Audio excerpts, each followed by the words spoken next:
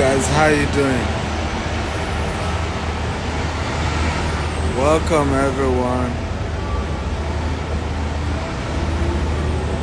I hope you're all doing great today. Okay, well, welcome to today's conversation. I have a few minutes with you guys. I have about 50 minutes. As you're joining me, kindly tell me your name and the city you're joining me from. Hey, David, miss you already. Okay, tell me your name and the city you're joining me from. I have Bayo Lubi from Canada. How are you, Bayo? Welcome. Welcome, everybody. And remember, share this with your friends, invite other people. Let's have some good conversations today and learn. Okay? David from Port Harcourt, welcome. Messi from Abuja, you're welcome. Itayo from Ondo, Ikena from Pittsburgh, Wisdom from London. You're welcome, welcome everyone. Good to see you guys today and thank you for joining. Ogogo from Abuja on the subject, why two people cannot help themselves, right? Wireless, Dotun from Dallas. Hey Dotun, I hope you've registered for my Saturday. Maurice from Ghana. Mr. Goats USA. I don't understand. Your name is Goats and you live in USA. That's strange. Goats. Well, welcome everybody. So I want to share with you why two poor people cannot help themselves. Two poor people cannot help themselves. Many years ago, I mean, because I was poor as well, I used to have this mindset that, you know, why was it that everything was about, you know, poverty, everything was about, and I had this mindset that we poor people, and even when I talk, you see me saying we poor people, and it was almost like association of poor people, and it was just a mindset I had, and it took me years and years to work on that mindset. I think one of those people that helped me to get that was Reverend Sam. In one of his books is Meetings on Money, and that the concept of rich and poor starts with the mindset. Money is about the mindset. So if you say you're poor, right, then you are.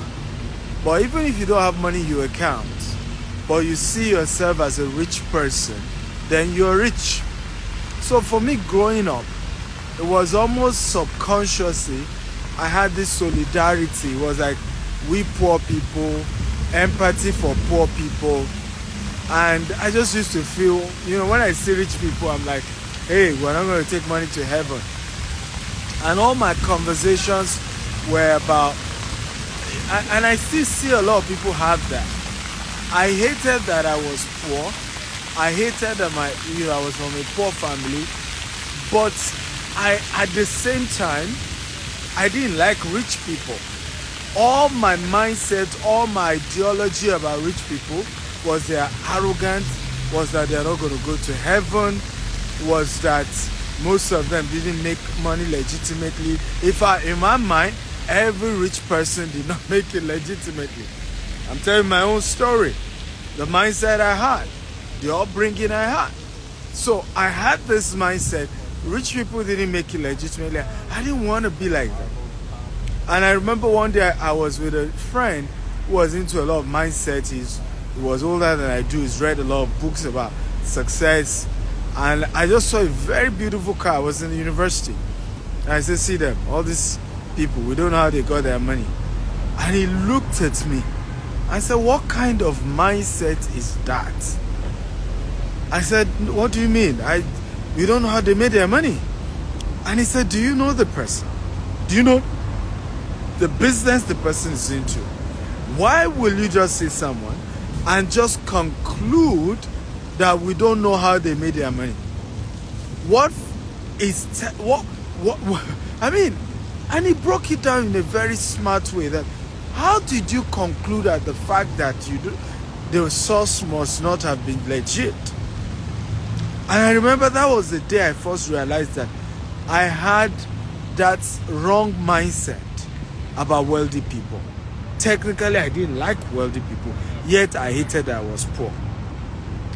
The final opportunity that then opened my eyes to the fact that there was really nothing about poverty I needed to love or celebrate or entertain or wish was when my mother died of ovarian cancer. So my mother was a civil servant and she was our breadwinner. Okay, she was a civil servant and was our breadwinner. If you're wondering why I'm working, I do a lot of working now. I try to do an hour work just to burn calories.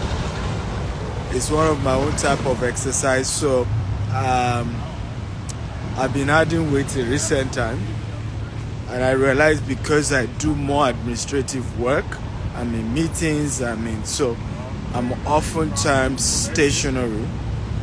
And so, when I started going to the gym, rather than lose weight, I added more weight. So now I do work. And so I'm just doing one of those works. But back to my conversation. My mother was our breadwinner, but she was a civil servant. And as you know, how much was her salary? But a different kind of civil servant, by the way. And those who know, I will tell you. Very hardworking, very helpful. And unfortunately, she did not reap what she sowed. My mother worked in what we used to call NEPA, PSC and GENCO now. And if they caught your lights in Maiduguri, they used to call her Mamolu in Maiduguri. Older people will still tell you they know who she was. I went to Maiduguri 2019 to one of the IDP camps to help. And then I went to my primary school. And when I told the teachers that were there, Mamolu, they all remember, and everybody said the same thing. They caught my lights.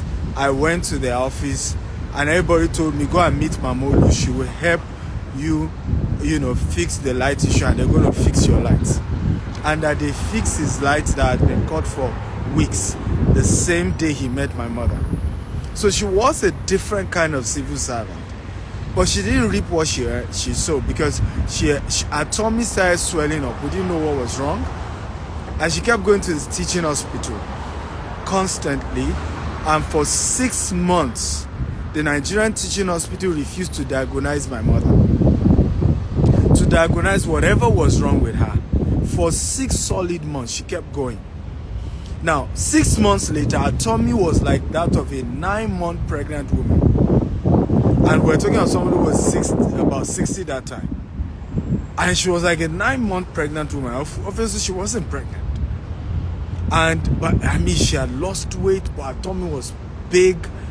At some point, her boss was, when she went to work, everybody was really frustrated. And they said, you know what, let's take you to a private hospital.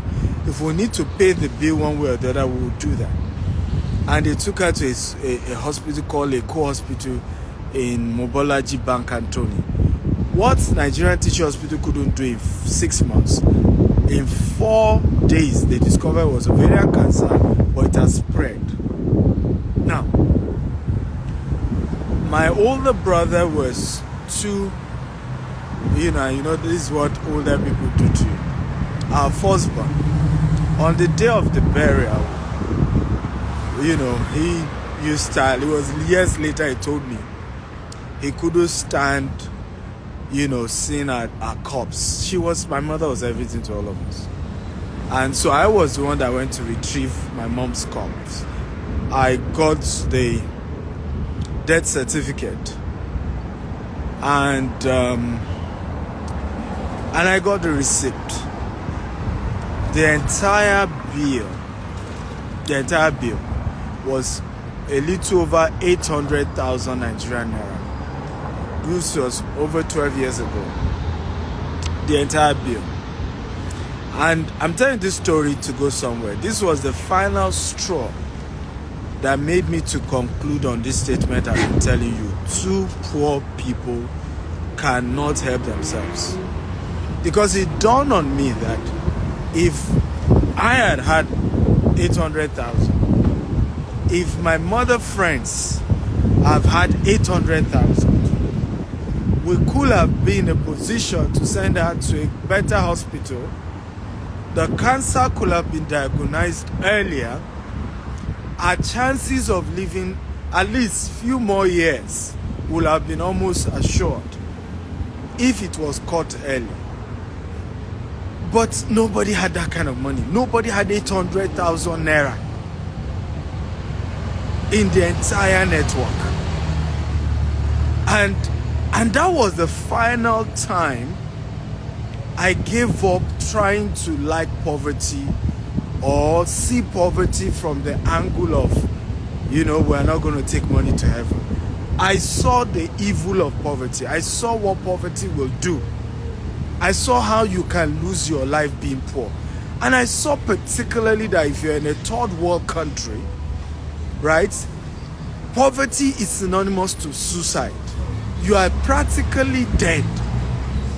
Because if any health emergency occurs, the system, is so structured that there's nothing that will happen to keep you alive. You are as good as dead. As good as dead. And that experience till tomorrow has made me realize that there is nothing to love about poverty. And I'm saying this because some of you still have this mindset where subconsciously you hate rich people. Of course, you talk about, hating poverty, but when you see rich people, the first thing that comes to your mind is, oh, we don't know who they are. Oh, we don't know how they made their money. Oh, they are one of those people. Oh, they are careless people. Oh, they don't care. And I'm going to be sharing with you I'm going to share maybe three, type of people that you need to associate with. Okay? However, I'll also share with you three type of people who may not have money that you should associate with. Okay? Three types of rich people you should associate with. And then three types of people who may not have money. Remember, I'm not calling them poor. And the reason is because there are certain people who may not have cash right now. But I can assure you they're on their way to wealth. It's, the concept of wealth is, again, I repeat, is mindset. Everybody type is mindset. Come on, everybody. I thought we have people here today. And by the way, get more people to join us. We had a lot of people yesterday, or day before yesterday. Right? So share this video and get more people to join us. Come on. I'm waiting. Wealth is mindset. I want everybody to type it. Wealth is mindset. It's very much mindset. Oftentimes people think it's about how much of accumulation you have. It's mindset. Okay? This subject of men is mindset. I look back, I had a conversation with somebody that I met when I was to do JAM many years ago. And, we got to reconnect, and she was saying that, I was telling my sister, Stephen deserves all the success that he's getting. And she said to me again, I don't know whether you remember, you were very serious about yourself. You used to talk like you were somebody who was going somewhere. Right? And that's why everybody who is made it, people will tell you, those who made legitimately, it was like they prophesied about their future. They told people where they were going to. They were too sure they were going to succeed. Some thought they were arrogant. Some thought they were full of themselves. But they were talking about it. They told people, I'm doing this. I'm going somewhere. I'm building something. Today, those who used to know me back then are not surprised at where I am. They are not. They will tell you, if you know anybody who went to school with me, they will tell you they are not surprised. Particularly university and above, they will tell you, we're not surprised. The guy always had this mindset. He had this attitude about himself. And wealth is about mindset. And the first mindset you must work on is to begin to, and number one, right? And I want people to type it. Celebrate those who are successful right now. Right? Believe in God for your own. And don't make it like a competition. Just be happy for them. Okay? Celebrate those who are successful right now. Okay? When you see somebody with a good car, say, wow, fantastic car. How much is it? Congratulations. Be happy for them. Work on your mind such that the first thing that comes to your mind shouldn't be, oh, maybe he stole the money. Oh, where was the source of the money? Right? Celebrate the person first. Dr. Daniel Moses, how are you doing? Thank you for joining. Right? Celebrate them first. Celebrate people who are doing well. Genuinely be happy for them. Until tomorrow, I don't know about anybody else. When I see people doing well, I'm just happy for them. Like, wow, thank God for you. Congratulations. The first thing that comes to my mind when I see a rich person isn't, where did he get the money from? He must have stolen it. No. I'm happy for the person. That's the first mindset for wealth. Be happy for those who are wealthy. In fact, one of the things you will discover as you grow your wealth is that what rich people do for themselves or with themselves, 70% of the time is celebration. Okay? Their business deals happen during celebration.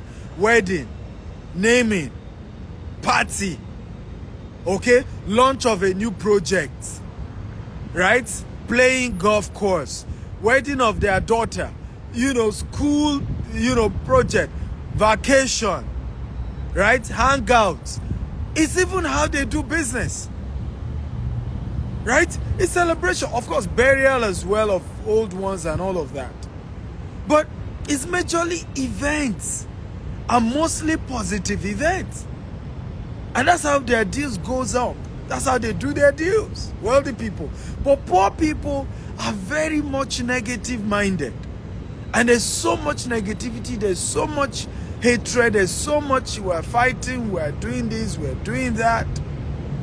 So if you're serious about becoming wealthy, so that you don't become another poor person, try to join another poor person, is that you need to, first of all, start being happy for wealthy people. Right? Say thank God for so, and don't make it competitive. Somebody saw a post about something I achieved, and the next thing he posted was, I'm going to be bigger than you. I'm like, what kind of stupid talk is that? You can be as big as you want to be, but don't make it look like a competition. You can be as great. It's your own greatness. It's who you need to be. But don't put it like, oh, we're competing. I'm going to be big. Why must I be the benchmark of your success? The sky is so big that there's no competition. There's only competition on the ground. Look at this. This is traffic, right? Downtown Dallas. There's traffic, right? You don't have this in the air. How many of you have seen this in the air? Plane, waiting for each other and having traffic. So, traffic only happen on the ground. At the topmost stop, it's open for everyone to succeed.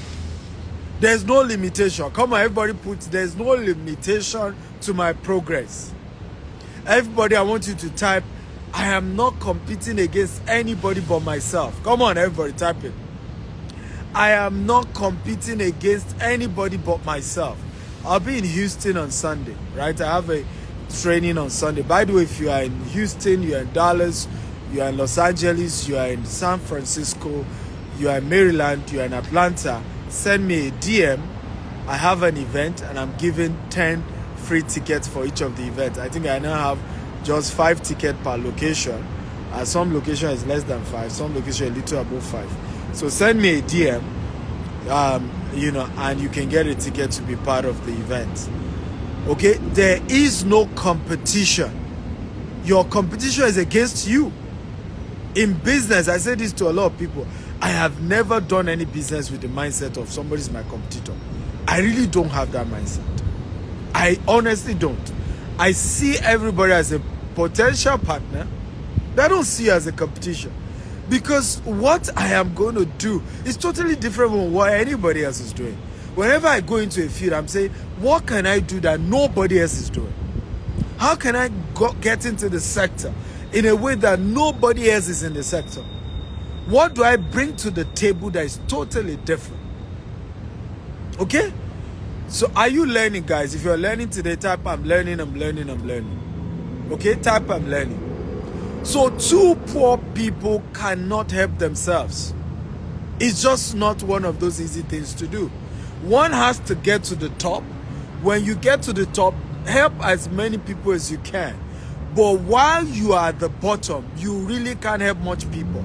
So if you genuinely care about poor people, work hard to become rich so that you can help as many poor people as you can. But for you to be poor and think that you are doing somebody a favor is pure nonsense. You can help more people being wealthy. I want everybody to type this. If I want to help poor people, I need to become rich first. I want all of you to type it right now. If I want to help poor people, I need to become rich first. And the first mindset that you need to become rich and to be able to attract wealthy people is to begin to celebrate those who are successful. Of course, you can be intentional to celebrate only those who are legitimately successful. Absolutely, yes. But begin the journey of being happy for people who are doing well. Because that is a seed for your own greatness. That is a seed. That's the beginning to say, I'm also ready for other people to celebrate my greatness. I'm also ready for other people to celebrate my success. So I'm going to start by paying it forward. I'm going to start by celebrating with others, rejoicing with others, being happy for others. That is how it works, ladies and gentlemen. Okay? That is how success works. Begin to celebrate other people who are successful. Be happy for them. Forget what negative stuff somebody is saying. Forget, noise up and down. You just be happy for others. I just had a phone conversation with a very good friend of mine, Pastor Shola Jordan. And, many years ago, over 7 years ago, I used to come to America trying to sell our property business. But I was new. Nobody knew me that much at that point. And, the typical way Nigerians behave. Before you know it, the typical conversation is, how can somebody be coming from Nigeria and he says he wants to teach people in America how to be wealthy? Don't mind them. These are scammers. These are this. And sometimes I'll be on his show. I remember my last time on one of his shows. People literally were attacking me live on the show. Live on the show. And he used to wonder, he would call me after and say, hey, everybody's asking me to block you. Everybody's asking me to cut off from you.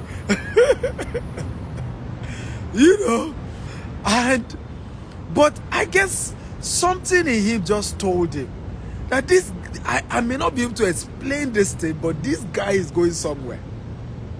Today, and I used to tell him that, I said, Pastor Shola, people will call you seeking marital counsel. And then you spend hours and hours counseling them. They don't pay you anything. And you are struggling to pay your bills. In fact, one of the things that got him really inspired was the day I met in New York together, in Queens. And I was in his car.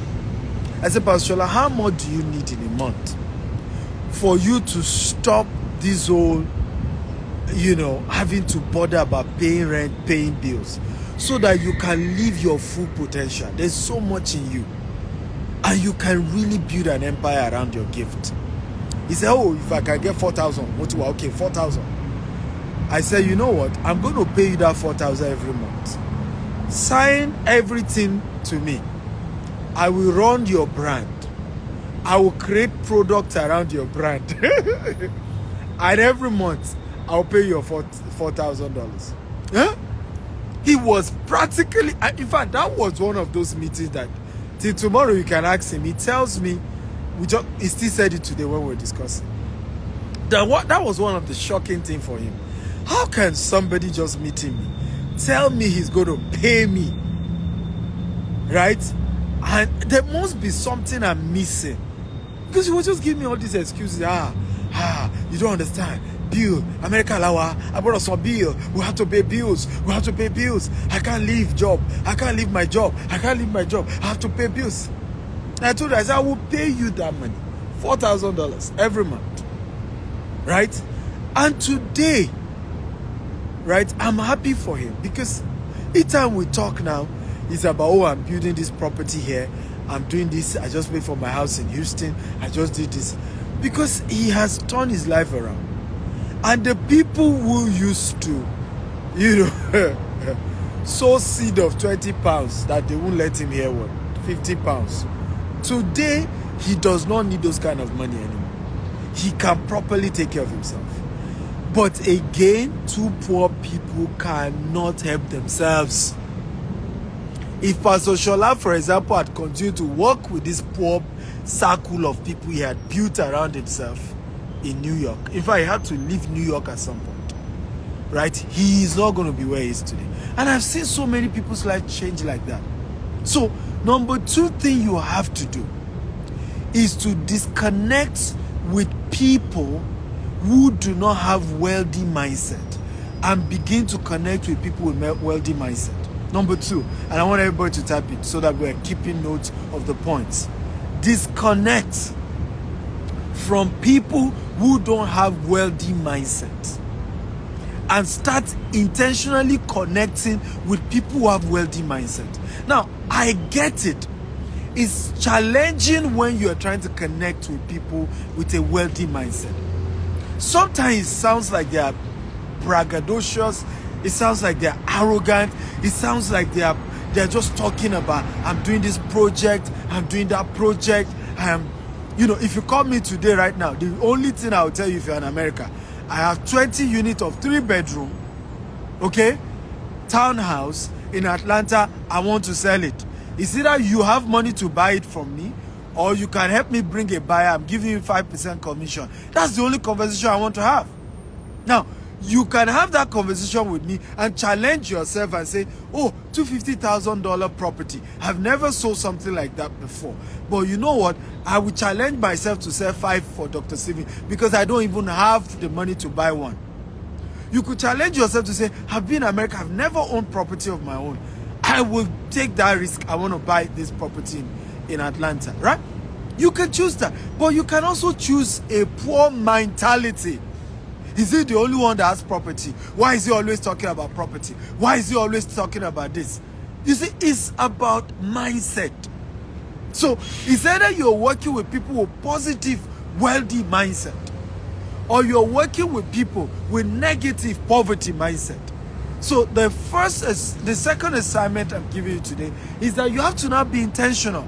I want to start working with people with wealthy mindset. I want to talk with people that when we talk, okay, I get to think about my dreams again. I get to reset my goals. I get to reshape my goals because I can realize that I'm not daring enough.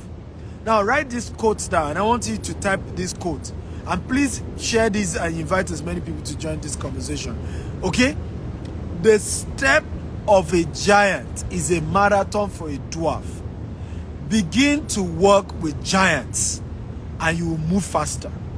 This is my quote. Okay? Begin to work with giants and you will move faster. Because a step by a giant is a marathon for a dwarf.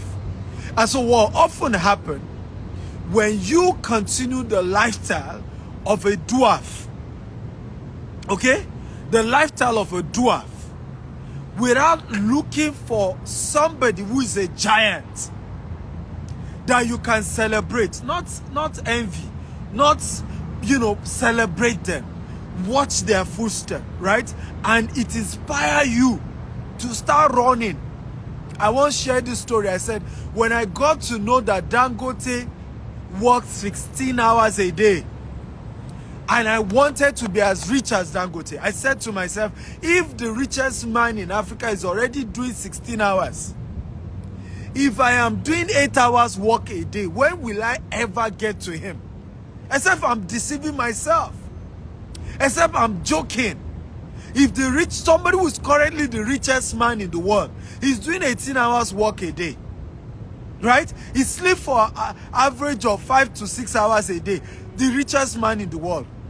Then I dream to be like him, and I'm sleeping for 10 hours. I'm only working for 8 hours. When will I ever be like a Dangote? And I see the same thing with young people. A lot of young people, I want to be like Dr. Stephen. Do you have Dr. Stephen's work ethic? Are you hardworking? Are you willing to stay on your dream when everybody is mocking you? Are you willing to keep moving? Right? When people are literally gossiping about you, you could hear them talk about you, but you just don't care. Where you are going, you are laser focused. Okay? Some of you now, when somebody start talking about you, you're already crying. Oh, see what they're saying. I told somebody someday, I said, I really wish to go viral. I've been praying for the day somebody will just carry one negative news about me. I will not sell less than, not less than $1 million that day. I am already ready for the day I will have one scandal. I am ready for what I will sell. Okay? And trust me, I'm not just going to be moved by nothing. Okay? It's their opinion and they're entitled to it. Come on, are you learning today? How many of you are excited about what you're learning? If you're excited, type I'm excited. Okay? If you're excited about what you're learning, type I'm excited, I'm excited. Okay? So it's important to change that mindset. Begin to move with those who are moving. Disassociate with those who are going nowhere. They're not helping you. They are not helping you. And you have no point. I had to leave a neighborhood at some point. When I was on campus, all my friends, either they are cultists or they are Yahoo boys. And I knew I wasn't going that direction. I had to change my house. Okay? And move closer to my church, where I had guys who were more serious about their lives. They were godly people. And in 2 years, my life turned around. You are the average of the 5 closest people to you. Okay? So number 3 points, which is very important. Okay? Remember that the last one I just said, move with people who are positive mindset. Now, they don't even need to be rich. I keep saying this because sometimes where we miss it is that we're waiting for those who are already rich. Meanwhile, what you should be going after is who are those who already have wealthy mindset. Their mindset is positive, their language is positive, their conversation is positive. Start there. You may not be able to attract richest people yet, but start by moving closer to those who are already on their way. They talk big, they talk great positive, they talk dreams, they don't gossip. Somebody said this: rich people discuss ideas and business, poor people discuss other people, right? And gossip about who says what, who is doing what. And I don't want to be around such people. I want to talk about ideas. I want to talk about where I'm going, my dreams, and I want to be the one they are talking about. Somebody said, let your life catch fire and let what other people come watch you burn. Everybody type that. Let your life catch fire and the world will watch you burn. Let your life catch fire and the world will watch you burn. Let me say it again. Everybody, come on, type it ASAP. Let your life catch fire and the world will watch you burn. Right?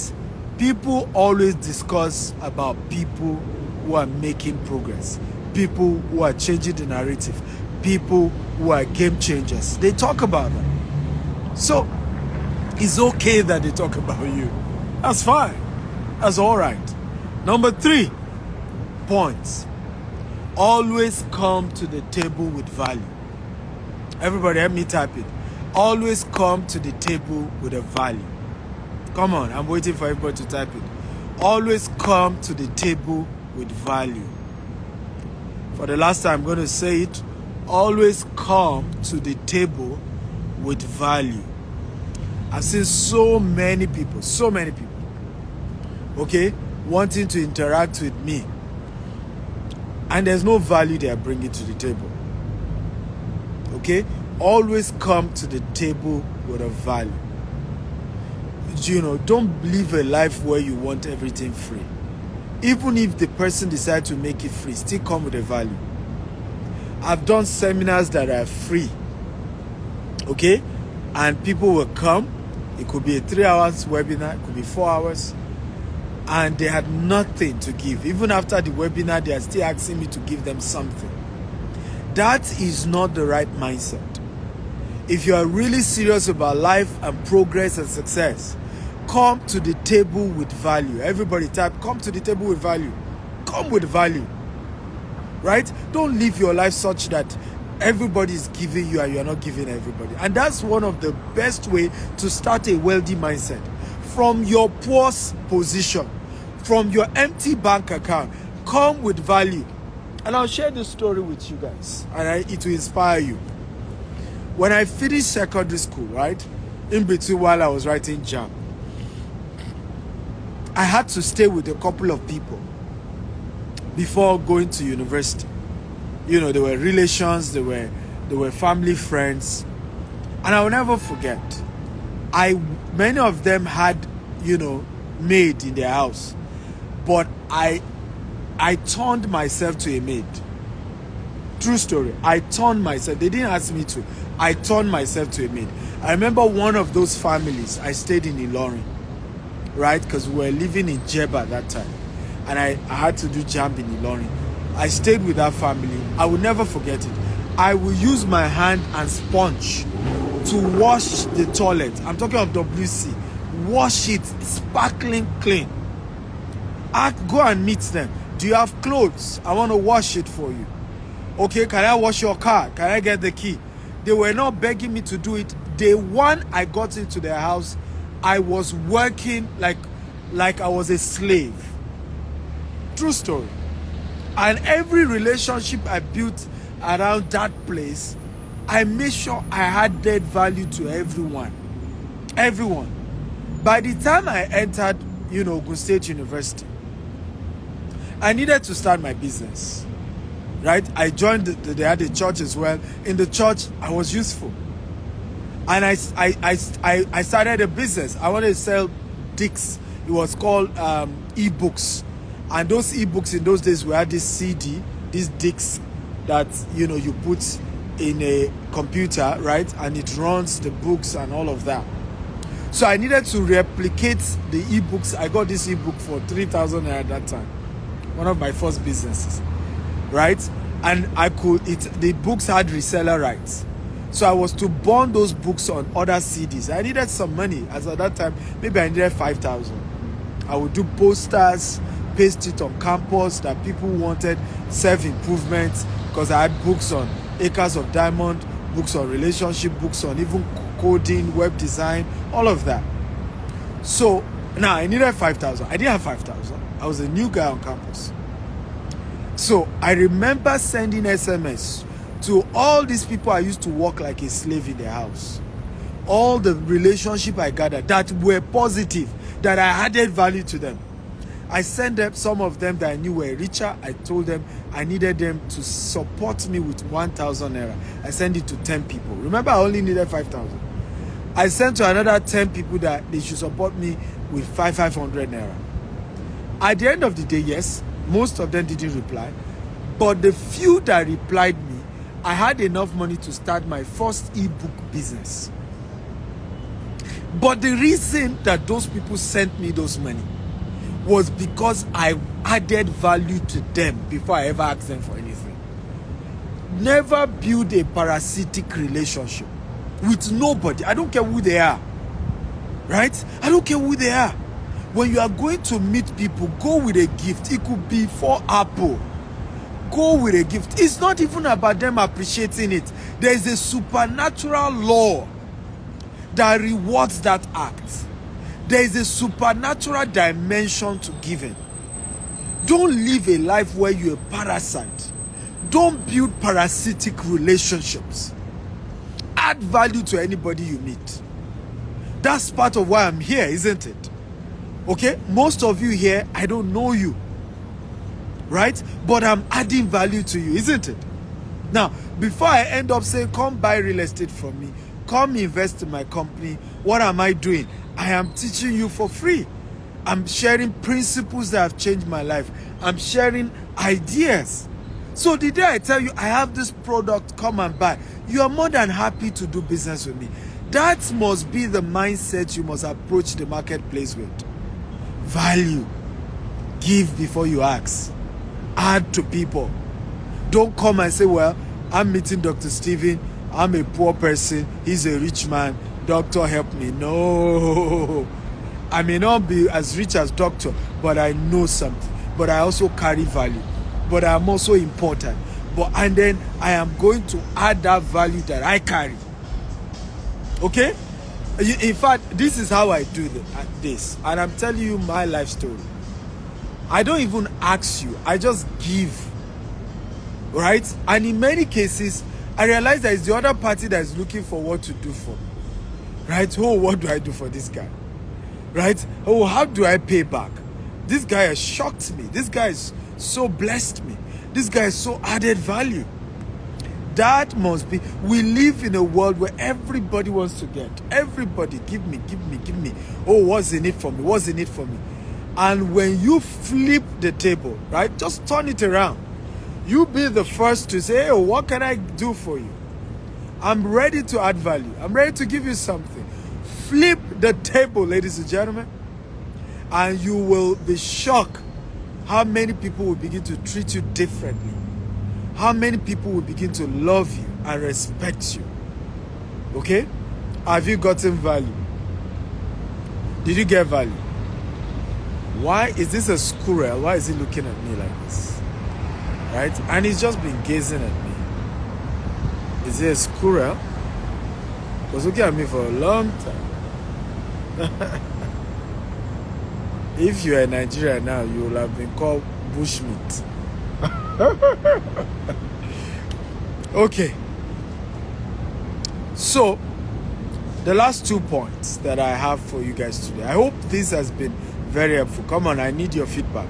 If it's helpful, just type helpful, helpful. Got value, got value. I want to share with you 2 important poor people you must never associate with if your life will make progress. Okay? Number 1, people who think you are the problem. Okay? I want everybody to help me type it. People who think you are the problem. I don't care who they are. They could be your father, your mother, your cousin, your in-law, your nephew, your friend of 20-something years, 30-something years. Anybody that think you are the problem. Okay? In other words, people who are not ready to take responsibility for their challenges, run away from such people. They are the 2 poor people that I say cannot help themselves. Okay? People who think you are the problem. Right? Have you met people like that? If you have, come on, type, I've met people like that. There are certain human beings I've seen. They will never take responsibility for their life. Never. Everything that happened in their life is somebody else's fault. Everything. Everything that happened in their life is somebody else's fault. Right? They will never take responsibility. And I tell people, if you see human beings like that, run. Everybody type run. I'm not even asking you to consider, run from such people. Okay? Run. Run, and run like you're running for your life. Practically, because such human beings are toxic, they are negative, okay? And they will constantly bring you down. always run. So today I'm sharing with you the 2 types of poor people you should never hang around with, and who cannot help you and you can't help them. Okay? Number 1, people who think you are the problem, or people who think God is the problem, or people who always blame every other person for their problem except themselves. Right? One of the powerful game changer that happened in my life was the day I learned that good or bad is my fault. Good or bad, whatever happens in my life, one way or the other, there is a portion of that is my fault, and I must be willing to accept it.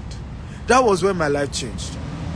So today, when issues happen in my life, okay, even though I admit other people's role in that, I ask myself that honest question: Stephen, what did you do wrong here? Where did you miss it here? Okay, what part of this is your own fault, so that you can take responsibility for it and you can prevent it from happening. And I'll give you an example. Some of you, how many of you believe that you have had people that have brought you down in your life? How many of you had such? Right? You've helped people and they brought you down.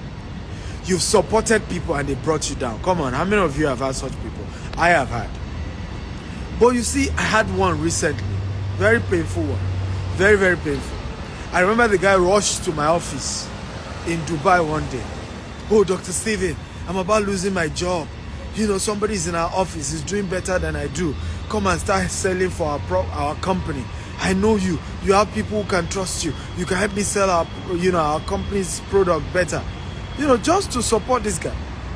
I pick their property and to help them sell. And before you know it, we're selling like no man's business. I built reputation. People trust me. They love me and all that. Right? Before you say Jack Robinson, something went wrong. And when we started investigating, because some of the properties, the client didn't get receipts, they didn't get, and we just started making research, and we're told that some of the clients, because some of those clients trust me, and this gentleman came from me because his own side of not betraying that trust, because I partnered with him because I trusted him, right? At the same time, I held myself responsible as well. And I asked myself, where did I go wrong here? Okay? What was the mistake I made? Right? It was so bad, I didn't even have a contract with this guy. There was nothing we signed together. Nothing that we signed together. So I started seeing where my own faults were, and I took responsibility for my own mistakes. That is how responsible human beings do. Now, let me say this, and I want everybody to write this down. Please, everybody write this down. You become a mature human being the day you start taking responsibility, okay, for the good and bad that happens to you. Let me say that again. You become a mature human being the day you start taking responsibility for the good and bad that happens to you. One day I said this to my wife. I said, I made up my mind one day. It was a vow. It was like, literally, I vowed to myself that the day I will be taking my last breath, there will be no human being I will blame for anything in my life. Okay? There will be no human being that I'm going to say, oh, you know what? I didn't make it in life because of my dad. I wasn't successful because he was the type of wife I married. Oh, I didn't make it because, it was the employee that worked for me. Oh, my boss was the wicked boss. That's why I didn't progress. I promised myself that not even my wife, and I told her, okay, if I remember saying to my wife, I said, look, I have vowed to live my own life to the fullest here on earth. And my only advice to you is that you also decide to enjoy your life. Because I have decided to enjoy my own life. Okay? And I'm not going to blame you for anything. I'm not going to look back and say, oh, I could have done this. Oh, but my wife didn't like to travel. That's why I wasn't traveling. And for example, my wife is not the traveling type. I love to travel. So guess what? I travel a lot. So I'm not going to live a life where years later I'll say, and I would have loved to travel all over the world. But guess what? Why I didn't travel enough? My wife didn't like to travel. No, not at all. And I said to her the same. I said there might be certain things you love to do that I don't like to do. You better go ahead and do them. And don't make me be the excuse, because you must live a life where you are not blaming other people for your failure. And let me add this quote to it, and I want everybody to type this quote. You will begin to make it in life the day you take responsibility for your personal finance. You will begin to make it in life the day you take responsibility for your personal finance. So what has happened to many people? They have delegated their personal finance to their boss. Well, I'm going to be as rich as how much salary my boss wished to pay me. Some have delegated their financial responsibility to their country. Well, I'm going to be rich to the tune of how, the US government or the UK government or the Canadian government decide to be benevolent, or the Nigerian government. Okay?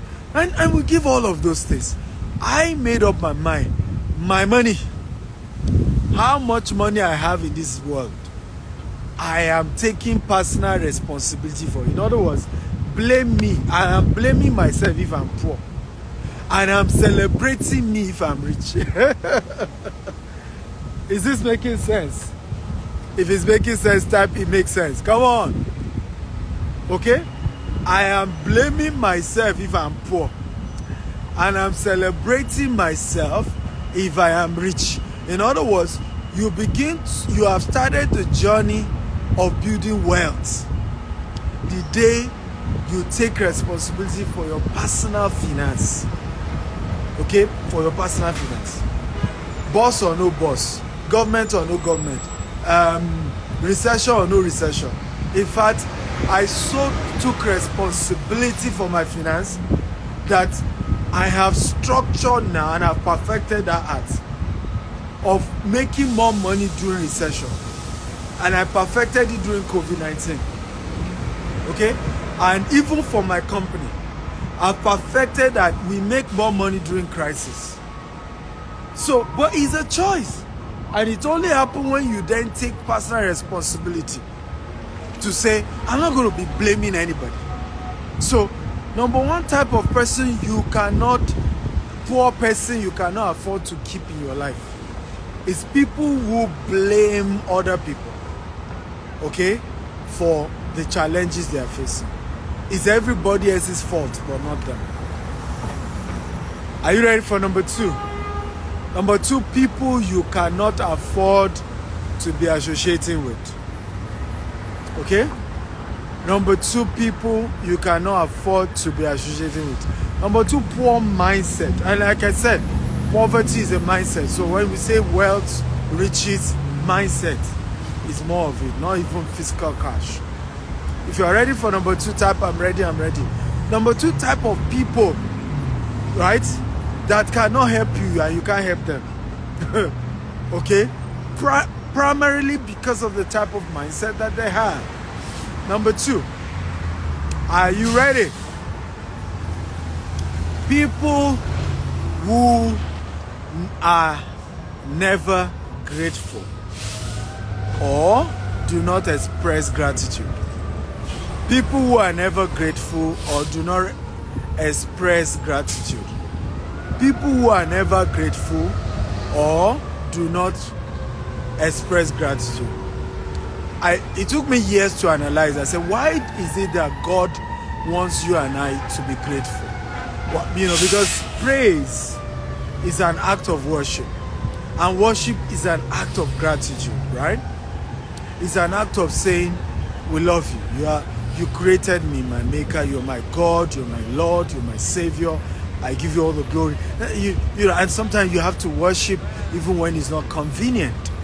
right? You have to celebrate when it's not convenient. And it dawned on me that some of the worst human beings in this world are people who cannot be grateful. Because if you don't think, you will not thank. Many people who don't thank do not think. And what do you want to do with such people? They're going to make your life worse. You have to deal with people. I made up my mind many years ago that, you know, I can help you and you choose to forget. And you choose not to celebrate and remember me and acknowledge it. Your choice. But I, Stephen Akitayo, vow that if you help me once, I am going to tell people about it. And I have no shame that you helped me. Okay? There's no shame.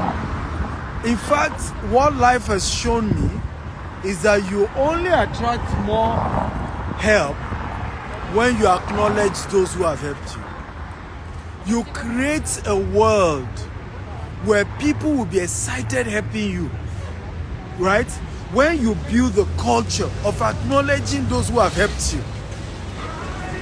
One of the character of evil men is that they do not acknowledge, good things done to them.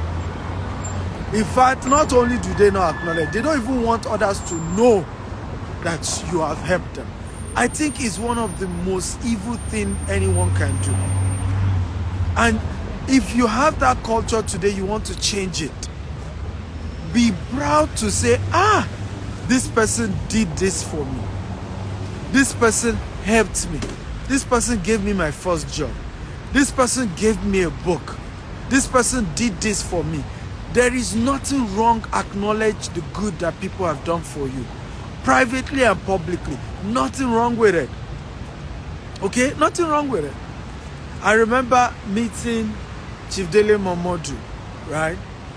And I told him I was going to be in the US and we had a property in Dallas. You know, I'm trying to push it.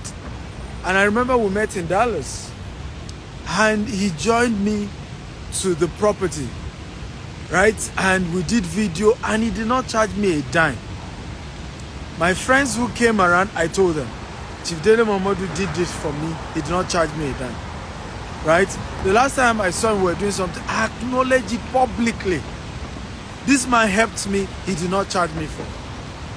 Now, my culture is that I may not go ahead and help you and do so many things after the one you did for me, but I've learned the culture to acknowledge the good that people do.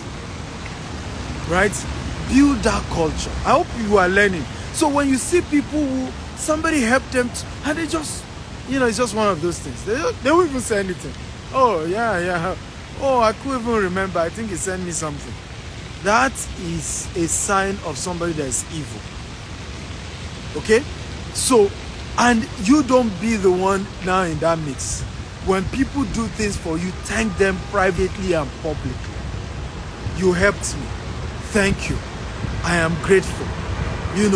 Tell other friends, this person did this.